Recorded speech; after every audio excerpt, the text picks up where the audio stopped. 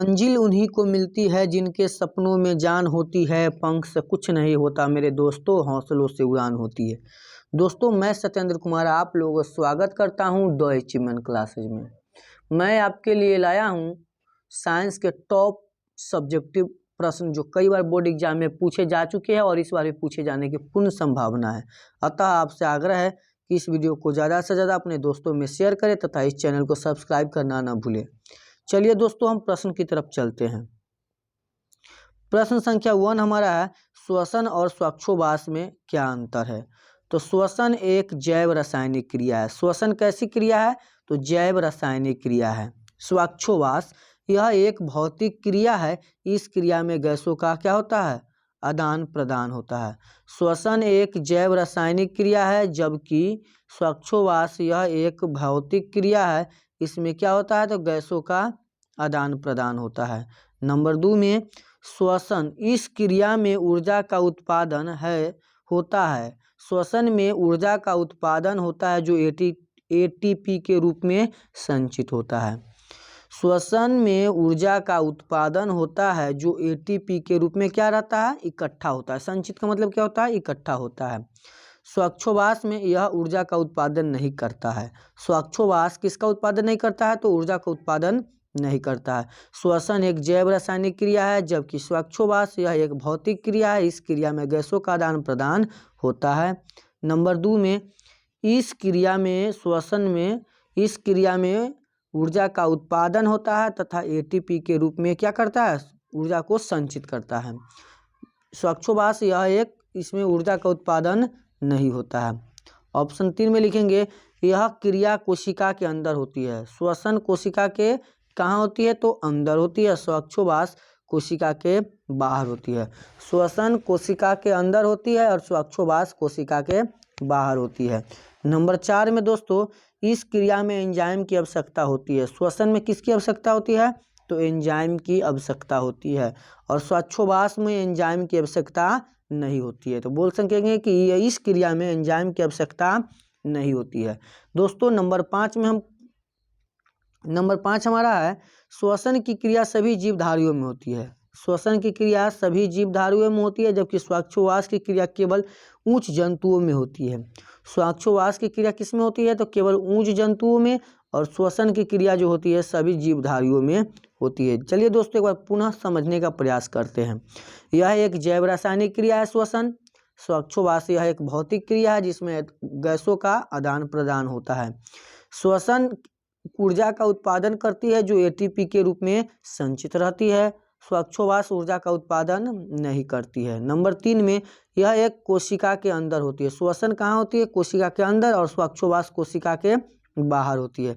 Number 4 में, इस क्रिया में एंजाइम की आवश्यकता पड़ती है। श्वसन में एंजाइम की आवश्यकता पड़ती है, जबकि श्वासोच्छ्वास में एंजाइम की आवश्यकता नहीं पड़ती है। श्वसन की क्रिया सभी जीवधारियों में होती है। श्वास सभी जीवधारी लेते हैं, परंतु श्वासोच्छ्वास की क्रिया केवल उच्च जंतुओं में होती है। कैसे जंतु? तो उच्च प्राणी की श्रेणी के जंतुओं में। प्रश्न संख्या 2 हमारा दोस्तों, धोबिया सोडा एवं बेकिंग सोडा में अंतर लिखें। तो धोबिया सोडा एवं बेकिंग सोडा में अंतर इस प्रकार लिख सकते हैं। धोबिया सोडा का रासायनिक सूत्र होता है Na2CO3 × 10H2O, जबकि बेकिंग सोडा का सूत्र होता है रासायनिक सूत्र NaHCO3। धोबिया सोडा का रासायनिक सूत्र क्या होता है? Na2CO3 × 10H2O। यह दोस्त ऑब्जेक्टिव में पूछे जाते हैं दोस्तों, और यह भी ऑब्जेक्टिव में पूछे जाते हैं। बेकिंग सोडा का रासायनिक सूत्र NaHCO3। नंबर 2 में, रासायनिक नाम सोडियम कार्बोनेट है। धोबिया सोडा का रासायनिक नाम सोडियम कार्बोनेट है, जबकि बेकिंग सोडा का रासायनिक नाम सोडियम बाइकार्बोनेट है। बेकिंग सोडा का रासायनिक नाम सोडियम बाइकार्बोनेट है, जबकि धोबिया सोडा का रासायनिक नाम सोडियम कार्बोनेट है। ऑप्शन 3 में, साल्वे द्वारा इसको बनाने में सोडियम क्लोराइड, अमोनिया तथा कार्बन डाइऑक्साइड गैस की आवश्यकता होती है। धोबिया सोडा को बनाने में कार्बन डाइऑक्साइड, सोडियम, अमोनिया तथा कार्बन डाइऑक्साइड गैस की क्या होती है? आवश्यकता होती है, जबकि बेकिंग सोडा इसका निर्माण Na2CO3 के जलीय विलयन से CO2 गुजारने पर होता है। Na2CO3 के जलीय विलयन से कार्बन डाइऑक्साइड CO2 यानी कार्बन डाइऑक्साइड गुजारने पर होता है। दोस्तों एक बार फिर से समझने का कोशिश करते हैं। धोबिया सोडा का रासायनिक सूत्र Na2CO3 इंटू 10H2 होता है, जबकि बेकिंग सोडा का रासायनिक सूत्र NaHCO3 होता है। धोबिया सोडा का रासायनिक नाम सोडियम कार्बोनेट है, जबकि बेकिंग सोडा का रासायनिक नाम सोडियम बाइकार्बोनेट है। ऑप्शन 3 में साल्वे द्वारा इसको बनाने में sodium chloride, ammonia, carbon dioxide इत्यादि की क्या पड़ती है, आवश्यकता पड़ती है, जबकि बेकिंग सोडा इसका निर्माण Na2CO3 के जलीय विलयन में CO2 गैस यानी कार्बन डाइऑक्साइड प्रवाहित करने से बनता है। दोस्तों प्रश्न संख्या 3 हमारा है, उत्तल दर्पण तथा अवतल दर्पण में अंतर स्पष्ट करें। तो उत्तल दर्पण में हमेशा काल्पनिक प्रतिबिंब बनता है, यह प्रश्न कई बार पूछे जा चुके हैं दोस्तों। और अवतल दर्पण में वास्तविक एवं काल्पनिक दोनों प्रकार के प्रतिबिंब बनते हैं।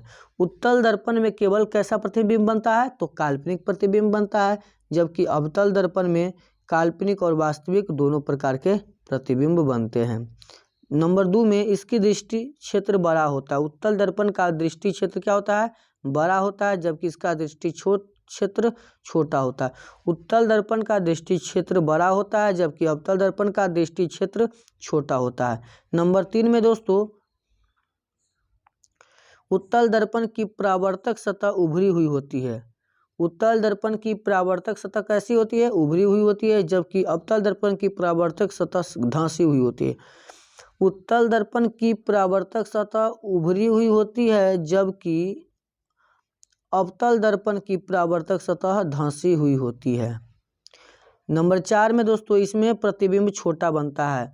उत्तल दर्पण में प्रतिबिंब कैसा बनता है, तो छोटा बनता है, जबकि अवतल दर्पण में इसमें प्रतिबिंब बड़ा, छोटा तथा वस्तु के आकार के तीनों प्रकार के बनते हैं।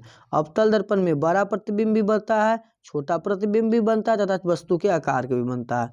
लेकिन उत्तल दर्पण में कैसे बनते हैं दोस्तों, तो इसमें प्रतिबिंब छोटा बनता है, इसमें सीधा प्रतिबिंब बनता है। उत्तल दर्पण में कैसा प्रतिबिंब बनता है, तो सीधा प्रतिबिंब बनता है, और अवतल दर्पण में प्रतिबिंब उल्टा और सीधा दोनों बनते हैं। अवतल दर्पण में सीधा और उल्टा दोनों प्रतिबिंब बनते हैं। एक बार और से इसे समझने का कोशिश करते हैं दोस्तों। उत्तल दर्पण में हमेशा काल्पनिक प्रतिबिंब बनते हैं, जबकि अवतल दर्पण में काल्पनिक और वास्तविक दोनों प्रकार के प्रतिबिंब बनते हैं। इसका दृष्टि क्षेत्र छोटा होता है। उत्तल दर्पण का दृष्टि क्षेत्र कैसा होता है, छोटा होता है, जबकि अवतल दर्पण का दृष्टि क्षेत्र बड़ा होता है। उत्तल दर्पण का दृष्टि क्षेत्र बड़ा होता है, जबकि अवतल दर्पण का दृष्टि क्षेत्र कैसा होता है दोस्तों, तो छोटा होता है। कैसा होता है, तो छोटा होता है। नंबर 3 में उत्तल दर्पण की परावर्तक सतह उभरी हुई होती है। उत्तल दर्पण की परावर्तक सतह उभरी हुई होती है, जबकि अवतल दर्पण की परावर्तक सतह धंसी हुई होती है। नंबर 4 में इसमें प्रतिबिंब छोटा बनता है। उत्तल दर्पण में प्रतिबिंब छोटा बनता है, जबकि अवतल दर्पण में प्रतिबिंब छोटा और बड़ा तथा वस्तु के आकार के बनता है। इसमें सीधा प्रतिबिंब बनता है, जबकि अवतल दर्पण में अवतल दर्पण में प्रतिबिंब उल्टा और सीधा दोनों बनते हैं। प्रश्न संख्या अगला हमारा दोस्तों, श्वसन एवं दहन में अंतर लिखिए। तो श्वसन एवं दहन में निम्न अंतर है। श्वसन एक जैव रासायनिक क्रिया है। श्वसन कैसी क्रिया है, तो जैव रासायनिक क्रिया है, जबकि दहन एक अजैविक क्रिया है। श्वसन एक जैविक रासायनिक क्रिया है, जबकि दहन एक अजैविक रासायनिक क्रिया है। नंबर 2 में इसमें पदार्थ की धीमी गति से ऑक्सीकरण होता है। श्वसन में पदार्थ की ऑक्सीकरण धीमी गति के साथ होता है, जबकि दहन में इसमें पदार्थ की ऑक्सीकरण तीव्र गति में होता है, यानी तेजी से होता है। इसमें धीरे गति से ऑक्सीकरण होता है, जबकि इसमें तीव्र गति से ऑक्सीकरण होता है। नंबर 3 में इस क्रिया में निकली ऊर्जा एटीपी के रूप में संचित रहती है। श्वसन से निकली हुई ऊर्जा एटीपी के रूप में संचित रहती है, जबकि दोस्तों दहन में इस क्रिया में ऊर्जा प्रकाश एवं ताप के रूप में निकलती है। दहन में ऊर्जा प्रकाश एवं ताप के रूप में निकलती है। नंबर 4 में दोस्तों श्वसन एक नियंत्रित क्रिया है तथा यह कम ताप पर होती है। श्वसन एक नियंत्रित क्रिया है तथा कम ताप पर होती है, जबकि दहन एक अनियमित क्रिया है जो उच्च तापक्रम पर होती है। यह उच्च तापक्रम पर होती है, जबकि यह निम्न तापक्रम पर होती है। नंबर 5 में दोस्तों इसमें ऊष्मा तथा प्रकाश की उत्पत्ति नहीं होती है। श्वसन में ऊष्मा तथा प्रकाश की उत्पत्ति नहीं होती है, जबकि दहन में इसमें ऊष्मा तथा प्रकाश की उत्पत्ति होती है। दहन में ऊष्मा तथा प्रकाश की उत्पत्ति होती है, जबकि श्वसन में ऊष्मा तथा प्रकाश की उत्पत्ति नहीं होती है। दोस्तों एक बार फिर से इसे समझने का प्रयास करते हैं। श्वसन एक जैव रासायनिक क्रिया है, जबकि दहन एक अजैव रासायनिक क्रिया है। इसमें पदार्थ की धीमी गति से ऑक्सीकरण होता है, जबकि इसमें पदार्थ की ऑक्सीकरण तीव्र गति से होता है। नंबर 3 में इस क्रिया में निकली हुई ऊर्जा एटीपी के रूप में संचित रहती है, जबकि इस क्रिया में निकली हुई ऊर्जा ताप के रूप में निकलती है, प्रकाश तथा ताप के रूप में निकलती है। नंबर 4 में दोस्तों यह एक नियंत्रित क्रिया है तथा यह कम ताप पर होती है, और यह एक अनियमित क्रिया है जो उच्च तापक्रम पर होती है। श्वसन इसमें ऊर्जा तथा प्रकाश की उत्पत्ति होती है, जबकि दहन इसमें ऊर्जा तथा प्रकाश की उत्पत्ति नहीं होती है। धन्यवाद दोस्तों।